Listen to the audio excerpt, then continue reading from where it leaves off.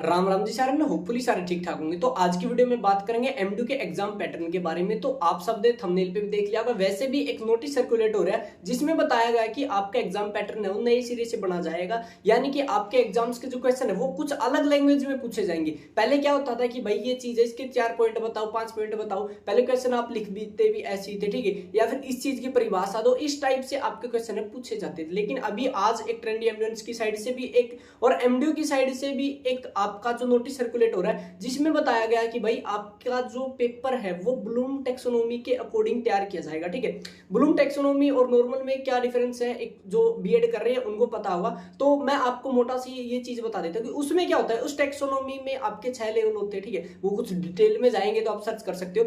वैसे क्या चीज है कि पहले आपको क्या होता था कि रटना पड़ता था, रट के जो बुक में है वही आपको उसमें लिखना पड़ता था, तभी आपको अच्छे नंबर मिलते थे। ठीक है, लेकिन एनईपी में अभी क्या है कि अगर ये ब्लूम टेक्सोनोमी के अकॉर्डिंग पेपर तैयार करेंगे तो इसमें क्या हो जाएगा कि आपका ये है कि अपने दिमाग से आप सोच के विचार के उस चीज के ऊपर विश्लेषण करके एनालाइज करके लिखोगे उसके ऊपर। ठीक है, आप पहले एग्जांपल वही देते थे जो आपके पहले बुक्स में होते थे या आपके जो भी है मतलब कि एक प्रॉपर स्टेटमेंट होती थी। लेकिन इसमें आप अपने खुद के रियल लाइफ एग्जांपल भी दे सकते हो, साथ में आप सोसाइटी से रिलेटेड भी एग्जांपल दे सकते हो।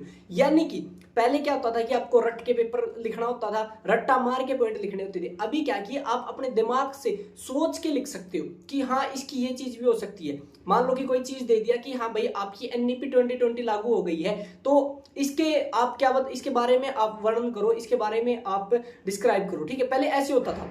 अभी क्या होगा कि इसका बच्चों पे क्या इंपैक्ट पड़ेगा, इसका आउटपुट क्या आएगा। मतलब क्या है कि अभी क्वेश्चन की लैंग्वेज चेंज कर दी जाएगी आपकी। ठीक है, सिलेबस वही रहेगा, सारी चीजें वही रहेंगी, लेकिन अभी क्या है कि आपको सोचना पड़ेगा कि हाँ किताब में तो ये पहले क्वेश्चन ऐसे आते थे कि इसके क्या इंपैक्ट पड़ेंगे क्या, लेकिन अभी क्या है कि हम सोच के बताना पड़ेगा। पहले आपको पॉइंट लिखने होते थे, अभी आपको सोच के पॉइंट लिखने पड़ेंगे, आपको खुद एनालाइज करना पड़ेगा। ठीक है, यानी कि आपको अभी बुद्धि पे जोर देना पड़ेगा, ना कि पर्ची पे। ठीक है, इसी वजह से अभी मार्केट में बुक्स भी नहीं आई है भाई। ठीक है, मेन रीजन यही हो सकता है क्योंकि अभी पैटर्न चेंज कर दिया है। ठीक है, और अभी 1-2 सेमेस्टर देखेंगे भाई किस तरीके से क्वेश्चन आते हैं, उसी के अकॉर्डिंग बुक्स भी तैयार की जाएंगी। तो अभी बुक्स का तो मार्केट में कोई है नहीं भाई आपका। ठीक है, तो मेन चीज है आपका पेपर पैटर्न का अगर चेंज होता है तो आपको सिर्फ पॉइंट और रटी रटाई परिभाषा, रटी रटाई एक्सप्लेनेशन नहीं लिखनी भाई। अभी आपके पास एक प्लस पॉइंट ये है, जो बच्चे अगर नहीं भी पढ़ते लेकिन उनकी क्या है कि भाई सोचने की शक्ति थोड़ी तेज है, वो सोच के लिख सकते। पहले क्या था कि एक चीज मैं सीधी सी बता देता हूँ कि पहले होता था कि भाई आपको किताब में से पेपर करना होता है। अभी क्या, और ये बोलते हैं ये तो खुद के दो रहता बना के लिख रहा है। अभी खुद का दो रहता बना के लिखने के नंबर मिलेंगे, लेकिन वह वैलिड चीज होनी चाहिए, कुछ भी मत लिख दो। ठीक है, सीधी सी परिभाषा यह है भाई कि आपको अब खुद सोच के खुद आंसर बनाना पड़ेगा।